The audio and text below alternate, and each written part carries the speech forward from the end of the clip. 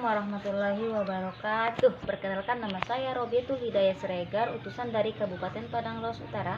Pada kesempatan ini saya akan mempraktekkan video yang diambil dari modul kesejahteraan sosial lansia dan disabilitas yang diambil dari sesi 14 langkah 2.1 sampai poin 4.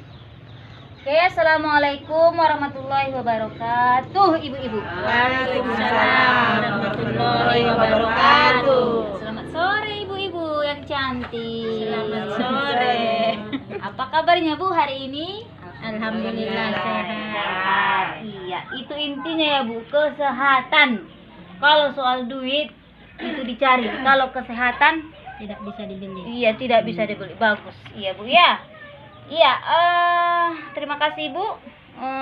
Di hari yang sudah menjelang maghrib ini masih setia menemani saya, masih setia dengan saya untuk melanjutkan pertemuan kita, pertemuan bulanan kita, di mana ibu-ibu pada kesempatan ini kita akan membahas tentang lansia, tentang pentingnya kesejahteraan lanjut usia. Tentang apa Bu? Kesejahteraan lanjut usia. Oke, pentingnya kesejahteraan lanjut usia. Nah, ibu-ibu,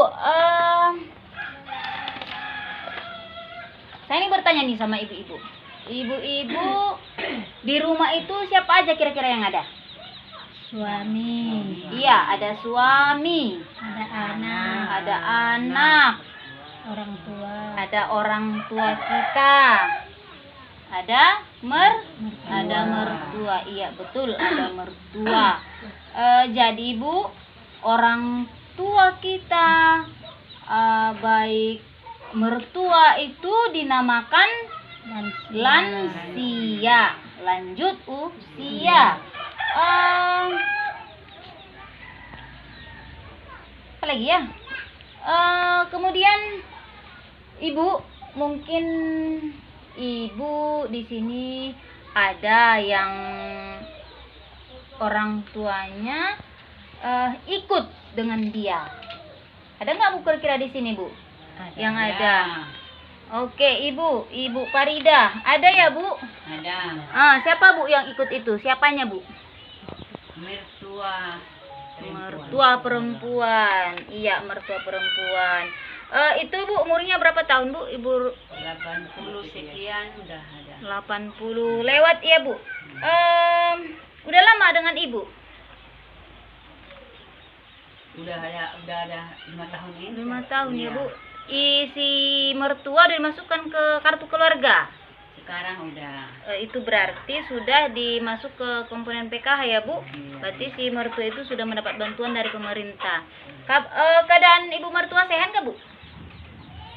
Badannya sehat tapi pikiran lupa ingatan. Kalau untuk melaksanakan kebutuhan pokoknya masih bisa atau harus dibantu? tidak bisa lagi. Kalau udah dikasih baru dia makan. Berarti Makan kalau dibantu. ngambil makan Ngambil makan nggak bisa lagi. Ke kamar mandi pun harus dibantu. Iya. Iya. Selain Ibu Farida siapa lagi? Saya. Ibu. Ini siapa Bu yang ikut Ibu? Mertua perempuan juga. Itu umur mertuanya berapa? Berapa tahun Bu?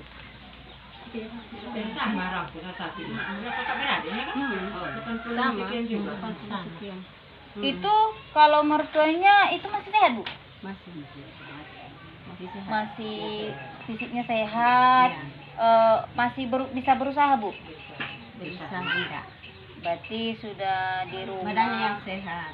Oh, berarti kalau ini mungkin udah agak pelupa gitu ya Bu. Oh, itu dimasukkan nggak ke kartu keluarga? Kenapa Bu? Ada gajinya. Oh, berarti si ibu mertua itu pensiunan. Iya, pensiunan, iya. Kalau udah pensiunan berarti itu tidak lagi boleh dimasukkan ke program PKH. Berarti ibu itu masih mempunyai kakak sendiri ya? Iya. Jadi kalau masih ada gaji, contoh ini seperti mertua ibu ini, berarti itu tidak lagi boleh masuk ke kategori PKH. karena masih digaji pemerintah. Tapi kalau masih ada yang tidak ada lagi pemasukannya, tidak ada dari yang namanya pensiunan gaji, berarti boleh dimasukkan ke PKH dengan ada kriterianya. Oke. Jadi di sini Bu, lanjut usia ini pengertiannya menurut WHO, Badan Kesehatan Dunia, mereka membagi lanjut usia itu ada 4. Ada usia pertengahan umur 45 sampai 59 tahun. Ada lanjut usia 60 sampai 74 tahun. Ada lanjut usia tua 75 sampai 90 tahun. Ada lansia sangat tua, berarti di atas 90 tahun. Nah, berarti mertuanya Ibu Farida itu berada di ini, di poin golongan 3, lanjut usia tua ya Bu ya. Iya. Oke. Selanjutnya di sini dijelaskan bahwa menurut Undang-Undang Nomor 13 tahun 1998 ayat 1, lanjut usia adalah seorang yang telah mencapai usia di atas 60 tahun. Tapi berarti setiap orang tua yang berusia 60 tahun itu sebenarnya sudah masuk lanjut usia. Tapi kalau di program PKH yang dimasukkan lanjut usia adalah yang sudah berumur 70 tahun ke atas. Kalau masih 69 tahun belum masuk ke komponen PKH. Oke, kemudian ada ayat 3 berbunyi lanjut usia potensial adalah lanjut usia yang masih mampu melakukan pekerjaan atau kegiatan sehari-hari yang bisa membeli kebutuhan dia. Ini Bu, masakannya luar biasa ini, kayaknya enak nih ya Bu ya. Mengundang selera ya Bu ya. Oke, kayaknya habis pertemuan ini kita ada acara makan-makan. Makan enak ya Bu. Luar biasa tuan rumah hari ini Bu Farida ya. Oke, berarti ini ada acara makan-makan ini Bu. Iya. Kemudian ini ada namanya ayat 4, lanjut usia tidak potensial, yaitu lanjut usia yang tidak berdaya mencari nafkah sehingga hidupnya harus dibantu ataupun bergantung kepada orang lain. Itu contohnya mungkin anaknya. Berarti kalau Ibu Farida udah seperti itu ya Bu, udah lanjut usia tidak potensial karena harus dilayani, harus dibantu, udah tergantung kepada orang lain. Sedangkan mertuanya Ibu Anna ini, Bu Anna Sari, masih potensial. Oh enggak ya, itu tidak potensial juga, tapi karena memiliki gaji, jadi tidak boleh masuk ke komponen PKH. Luar biasa ya Bu. Oke, ini dia. Nah ibu-ibu, mengapa harus peduli kepada lansia?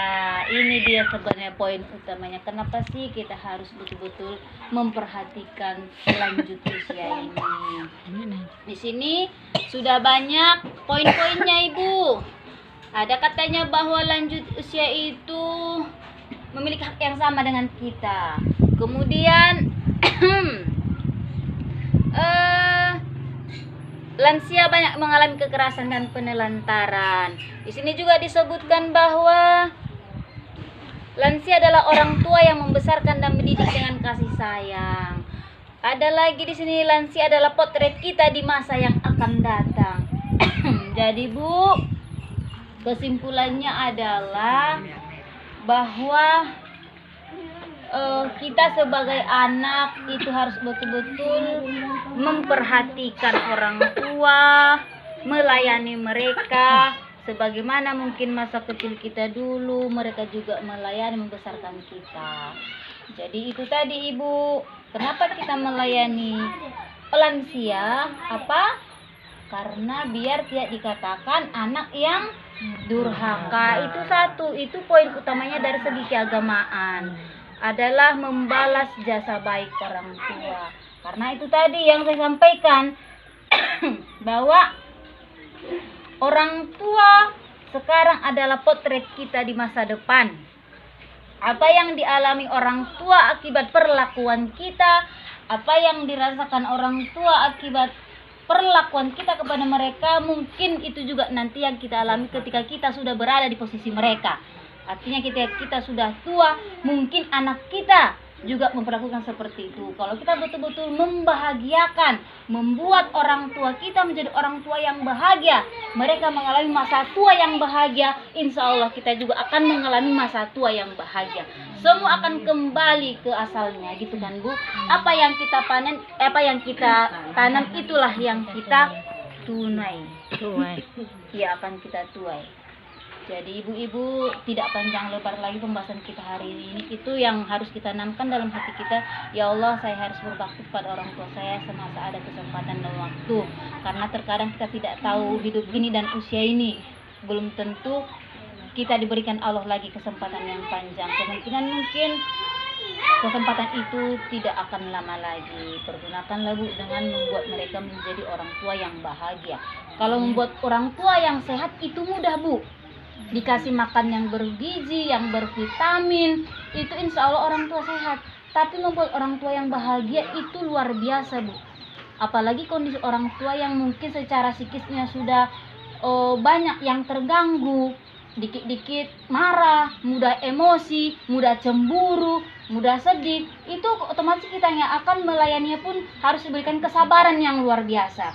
Orang yang melayani orang tua dengan sabar insya Allah akan mendapatkan surga nantinya. Oke Bu, untuk hari ini ucapan hamdalah, alhamdulillahirobbilalamin. Assalamualaikum warahmatullahi wabarakatuh. Waalaikumsalam warahmatullahi wabarakatuh.